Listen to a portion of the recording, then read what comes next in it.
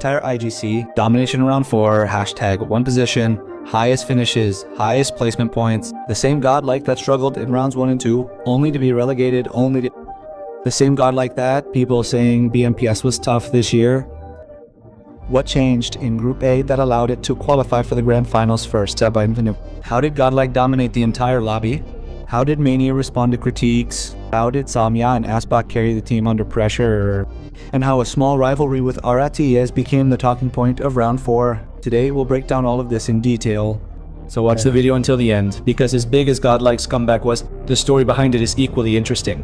What exactly did godlike change? First, understand one thing. This wasn't just a lucky run. It wasn't just because of zone favoritism. And this wasn't just a result of gun power. The biggest difference between godlike in round 1 and round 2 and godlike in round 4 was patience. What used to happen before? Zones showed direct center slams. In a compound, teams those direct fights, rotation pressure over aggression, resulting in early casualties, split fights, and poor placements. But in round 4, godlike almost completely changed the gameplay. Instead of taking the center directly, edge-to-edge rotations, stopped unnecessary pushes, better utility usage was used, the trade system was improved, and most importantly, every player was executing their role perfectly. Mania was also IGLing and taking out frags.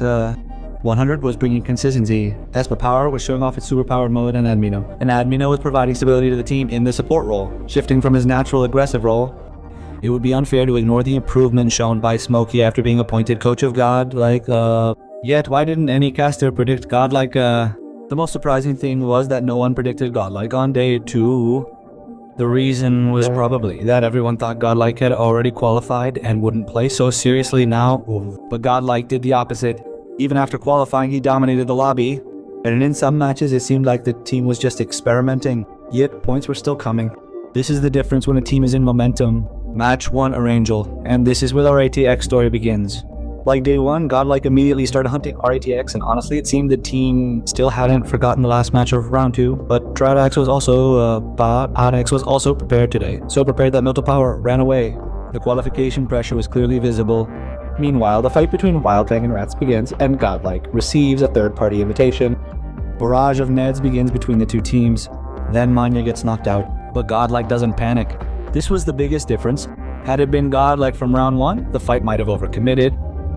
But here, Sami Wabra handled the gameplay perfectly on the front lines. Admiros provides support, and then Espover's grenade directly knocks Wildfang off the back foot, shifting the momentum completely in godlike's favor.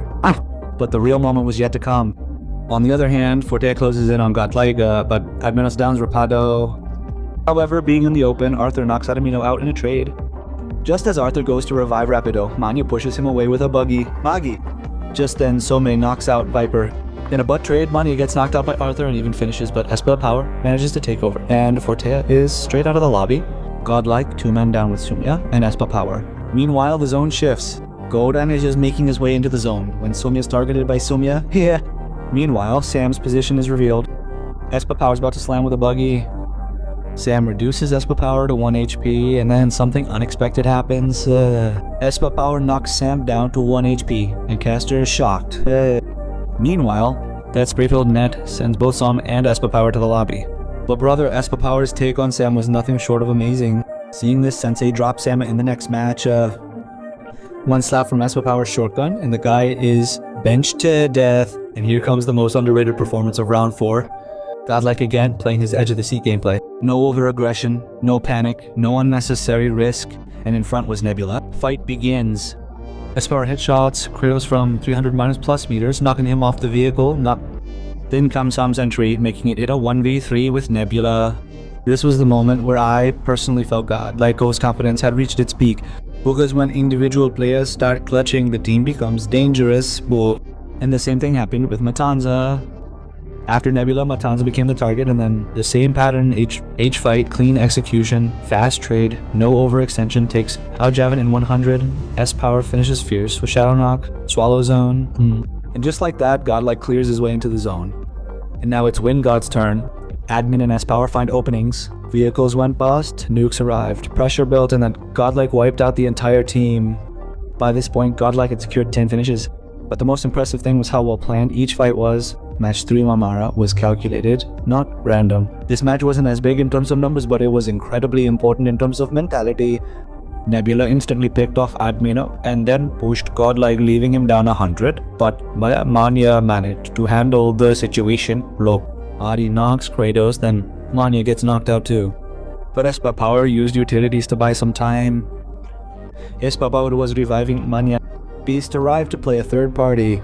And then, thanks to Espa Power and Manya's nerf, Nebula's dream of going directly to the finals almost ended.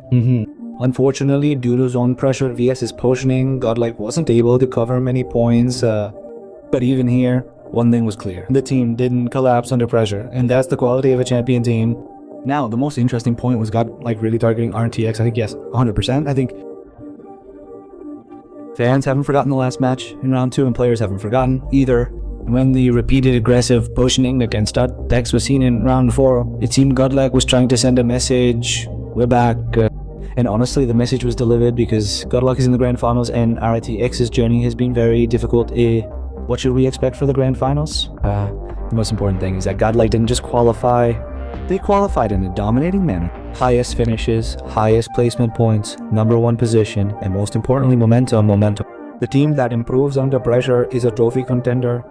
Mistakes are still there, coordination can still be improved, but if Somnia stays in this form, as Power stays in this mode, and Manya keeps sizzling like this, then honestly, we're getting trophy vibes. But no jinx, now all eyes will be on Jaipur. It remains to be seen whether Godlike can replicate its online dominance on the field. Yep. Do you think Godlike can lift the drops of BMPS 2026? Let us know in the comments. And if you like the video, please like, share and subscribe to the channel. See you in the next video.